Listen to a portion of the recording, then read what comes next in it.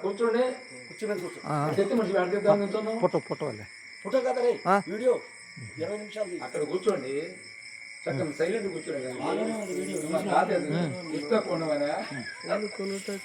అయ్యా చూసారండి ఏ పని చేయలేకపోతున్నాడు వృద్ధులైపోయాడు మరియమ్మ చూడగా చిన్నది ఏమి చేయలేకపోతుంది అమ్మా మరియమ్మ నువ్వు చూడగా చిన్నదాని నేను చూడగా వృద్ధాప్యమన్నాను మరి మనకు పూట పోసిన లాగడుస్తుందని ఆ రాజుగారిచిన ఎకరములో ఆ భూమిని దున్ని చక్కగా పూల మొక్కలు వేశాడు అయ్యా మల్లె జాజి విరజాజి సంపంగి బంతి శామంతి అన్ని వేయగా ముదురు మొక్కలు కూడా రెండు లేచిపోతున్నాయి పుష్పాలు చక్కగా వికసిస్తూ చక్కగా పెరుగుతున్నాయి అయితే ఆ పూల తోట ఎప్పుడైతే వెలుగుతున్నదో ఆ మరియమ్మ అంటుంది నాన్న నువ్వు చూడగా ఏ పని చేయలేకపోతున్నావు నేను చూడగా చిన్నదాన్ని కనుక నాన్న బయటికి వెళ్ళే ఓపిక కూడా నీకు లేదు ఆ మరియమ్మ ఒకనాడు అయ్యా మరియమ్మ ఒకనాడు ఏం చేసింది అయ్యా ఏం చేసింది నాన్నగారు మన పూల తోటలోకి వెళ్ళి పూలు కోసుకొని పూల కంపనుండా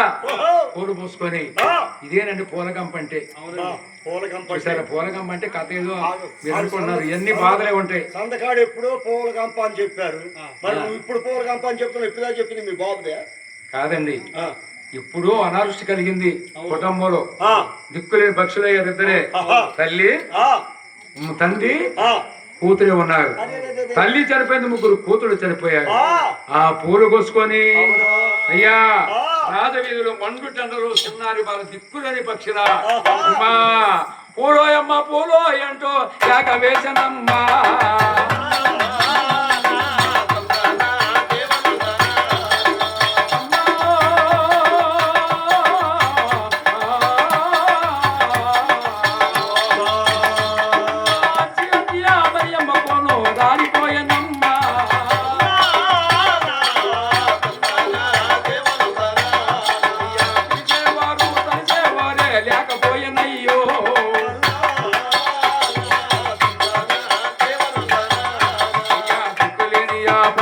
మరి కేక వేయుచుండే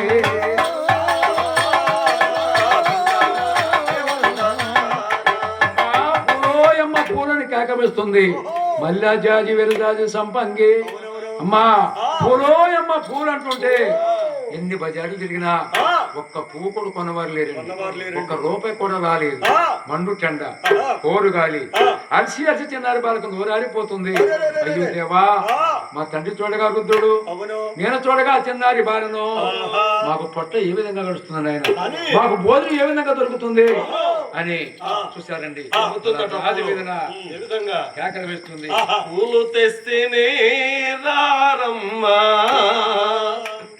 పూలు కొనుటకు మీరమ్మా పూలు తెస్తేనే రారమ్మా పూలు కొనుటకు మీరమ్మా పూలు తెస్తేనే రారమ్మా రోజా పుష్పములోన తేజము పూజమై ఉందమ్మా మల్లెలను గూర్చి మరి మాటలే చాలవమ్మా సంపెంగలను గూర్చి చెప్పలేనమ్మా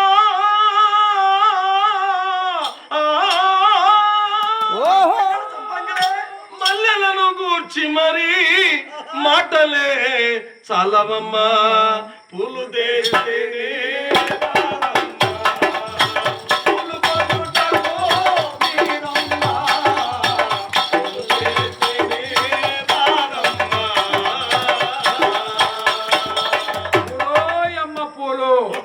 అంటుంటే మండు టండలో ఆ రాజబజార్లో వేద వేదలక తిరుగుతున్నదా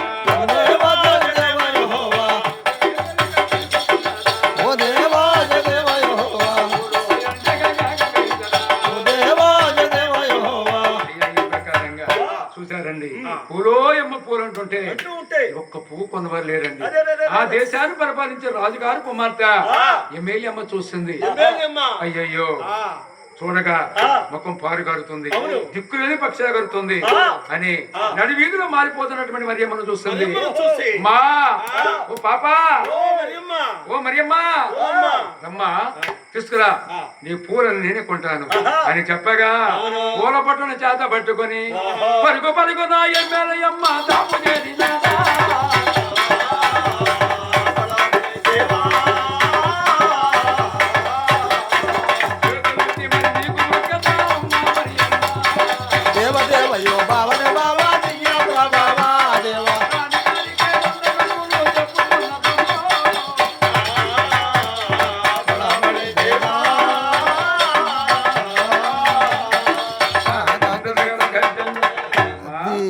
నువ్వు చూడగా చిన్నదానిలాగా ఉన్నావు. ముఖం చూస్తే ఒక చెంప కొడితే పాలు గారుతున్నాయి, ఒక చెంప కొడితే నీళ్ళు గారుతున్నాయి. మండు టెండ కోరు గాలి. ఏమిటమ్మా ఏమిటి బాధ? ఏమిటి బాధ? ఓయమ్మా ఎమ్మెల్యేమ్మా, చూడగా మా నాన్నగారు వృద్ధుడు, మాకున్న ముగ్గురు మగ సంతానం చనిపోయారు. మమ్మకన్న తల్లి కూడా మమ్మల్ని విడిసి అందరాని లోకాలకు వెళ్ళింది. అమ్మా అండలేని ఆనాదను నేను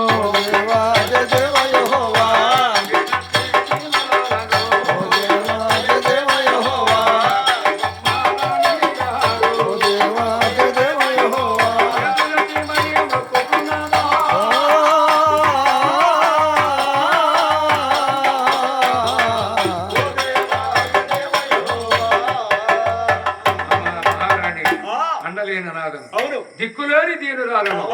తండ్రి చూడగా వృద్ధుడు, తల్లి చూడగా మరణించి పరలోక రాజ్యానికి వెళ్ళిపోయింది.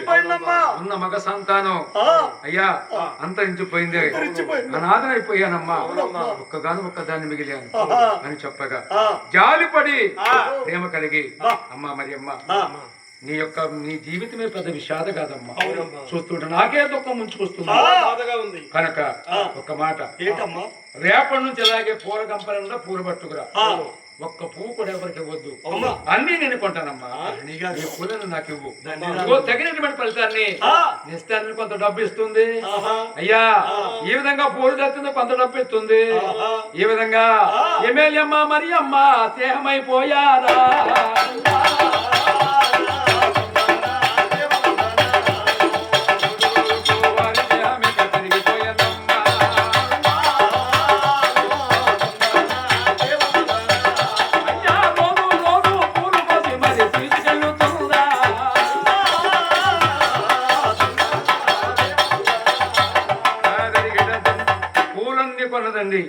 తగిన డబ్బులు ఇచ్చింది.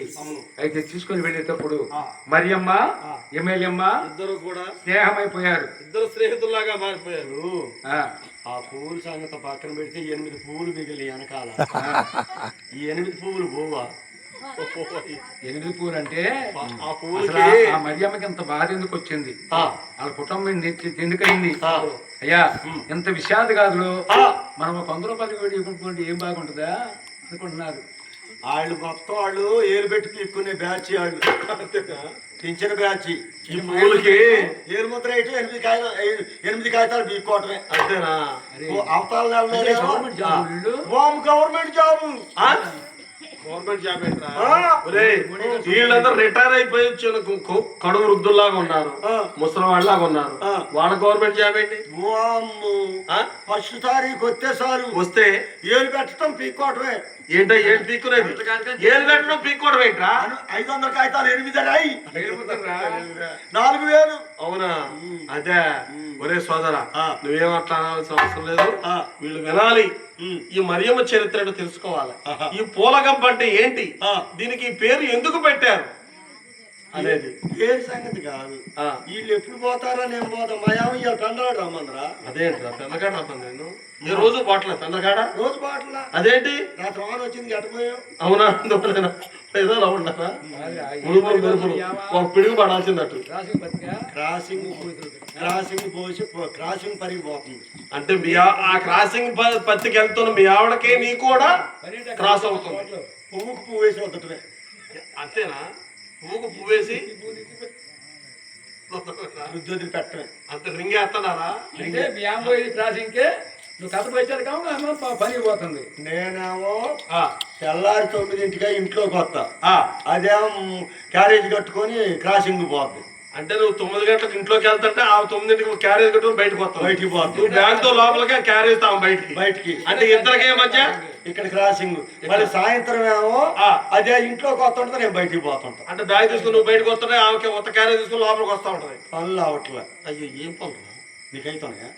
మాకెందుకు బాగానే అయితే మొన్న మాట్లాడుకోవాలి కావట్లే మాకు ఇంట్లో. ఇంట్లో మాట్లాడదు కదా. ఇంట్లో మాట్లాడుకో కాబట్టి దుడ్లోకి వెళ్ళి మాట్లాడుకో. ఎంతమంది పెళ్ళి? 6 ఆరుగురు ఒక్క పిల్లలు తిరిగినట్టు తిరుగుతున్నారు కాళ్ళసు.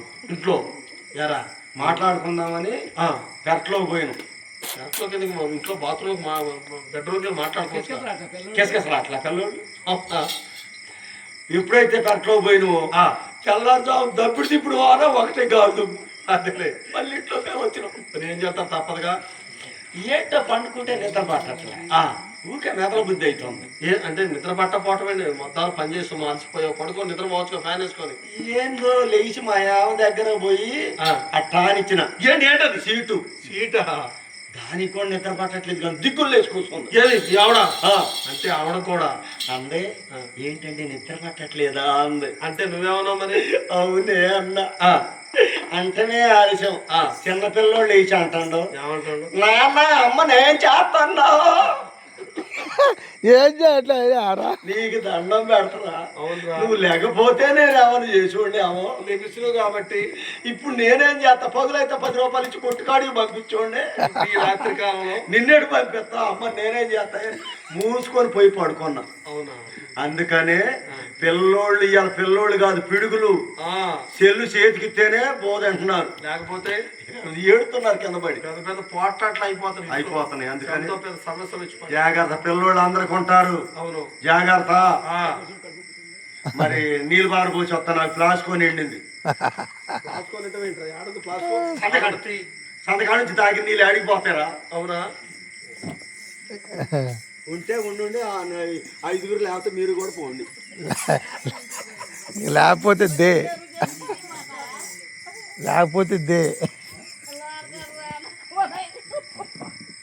ఆరుగురు మిగిలినారు వాళ్ళతో 8 మంది